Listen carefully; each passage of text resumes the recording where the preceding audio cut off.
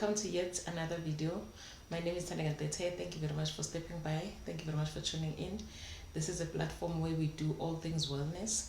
This is a parent-child support platform where I do content based on helping parents to build strong and resilient relationships with their children. Thank you very much for stepping by.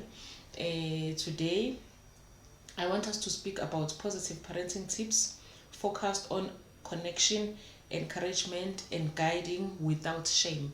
It is very much important, royalties, that we know as we guide our children, as we guide their behavior, we find balance between correcting them and not making them feel ashamed. So we don't want shame in whatever that we do with our children. We do not want them to feel any kind of shame or discouragement or feeling that their feelings are neglected and not considered. So hence today's video. So the first point is build connection first. We need to focus on building connection first. Whatever we do with our children, we must first start by building connection. Build a good relationship with your child, so that even if you correct them, they know that you come from a good place. You are not being judgmental, you are not being very much strict or too much in your parenting, but they must feel the connection. So if you have a good relationship with them first before you focus on correcting them, then it makes them feel at ease and they view your correction as love. You correct them from a place of love and they can feel that, they can connect with that. So the first one on build connection first says spend 10 minutes of special time daily. So the second one says notice the good, and the last one says use connection before correction. So I'm gonna be dealing with these 3 points. The first one says spend 10 minutes of special time daily.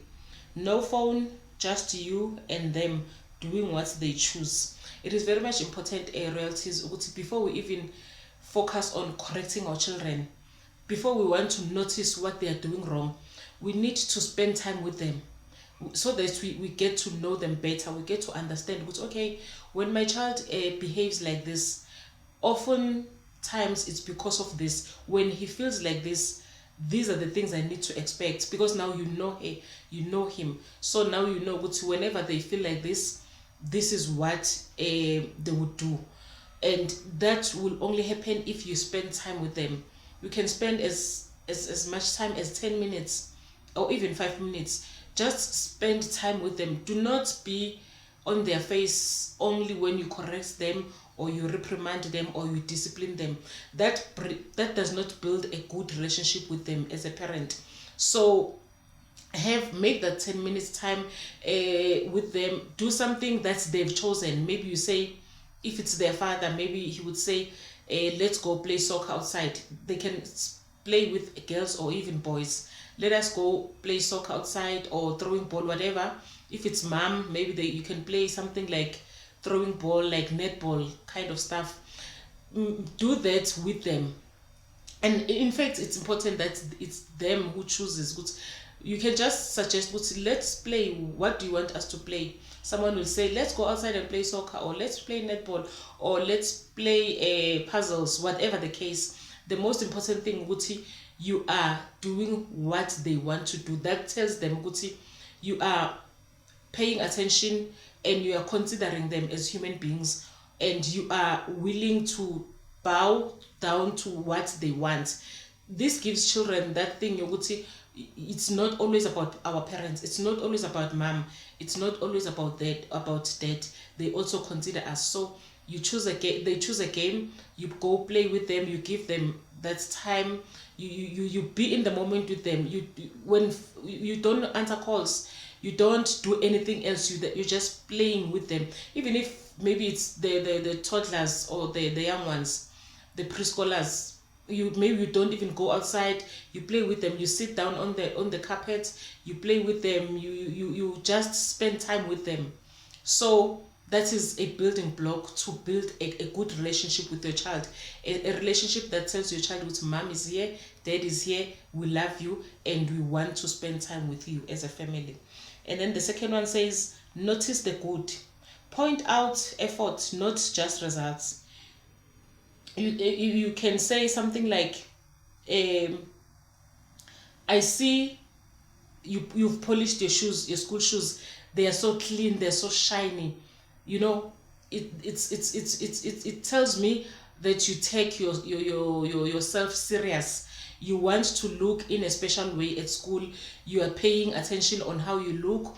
You're paying attention on, you can even go on and mentioning hair, even if you feel like they don't pay so much attention on their hair. Maybe they don't comb their hair beautifully, or they don't do the hairstyle that is clean and neat. But if you mention the shoes and then you go up to the hair, I see you're so beautiful, you're so clean, you are so neat, your shoes are shining, you are tidy, you make sure that you look beautiful, you take care of your hair, you take care of your nails, you take care of your uniform, you've ironed your your school uniform, you are so clean.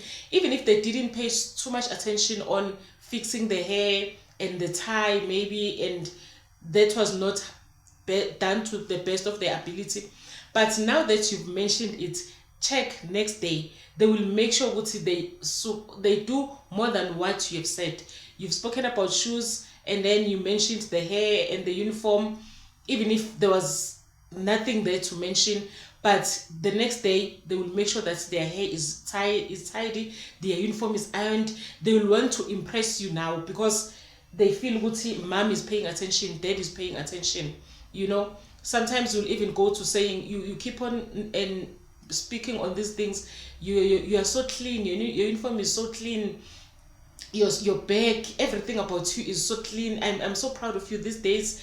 If you wash your school bag, you tidy your room, you are focusing on the positives, but you also go and touch those things that they've not focused on.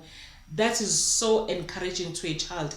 They will come back from school, they will make sure they wash their shirts, polish their shoes, clean their room before you come back from work, because now they want this attention and they're getting it. And you keep on mentioning good things about them, they're gonna keep on doing. Maybe next week you'll notice now their room is tidy without you saying anything. Now they will go to doing the things right in the house. They will focus on their chores, because you keep on grooming the little that you see that they're doing. You keep on grooming it, and you keep on encouraging them. That is you guiding them and encouraging good behavior. You see, realities, it is the little things that count. You spend time with them, and you focus on the things that they've done right, and you also overlap to those things that they're supposed to do right, but they have not focused on those that much. You keep on mentioning all of those things.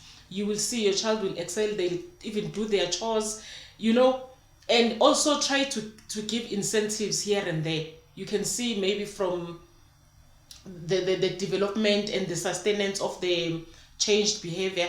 You also gives a motivation through any token of appreciation that you can show your child with, I appreciate you. So the last one says, use good connection before correction. This is an example. You can say something like, I see you are frustrated. You are telling your child what you see. I see you are frustrated. Maybe your child is throwing toys around, or is behaving in a way that is not right, that needs correction. But before you jump into correcting the child, tell them, what do you see? I see that you're not okay. I see that you're throwing things around, or I see that you did not speak in a respectful manner with your brother or with your sister. I see frustration. You start by telling them what you see, instead of saying, stop speaking like that, you are so disrespectful. Stop. Before you attack the behavior, give the child that feedback. What do you see? It tells them, oh, mom sees me, dad sees me.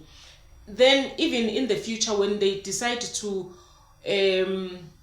respond badly, they will know mom is looking, mom or dad is looking, my parents are looking. Because before you correct the behavior, you start by telling them, I see you are so angry, I see you are so frustrated, hence you throw around your toys. Then now you go to step number 2, you correct the behavior. As much as you are angry and frustrated, I see that, but then let us speak about what is the right thing to do or what is not right to do, even if you are in your emotions, even if you are angry.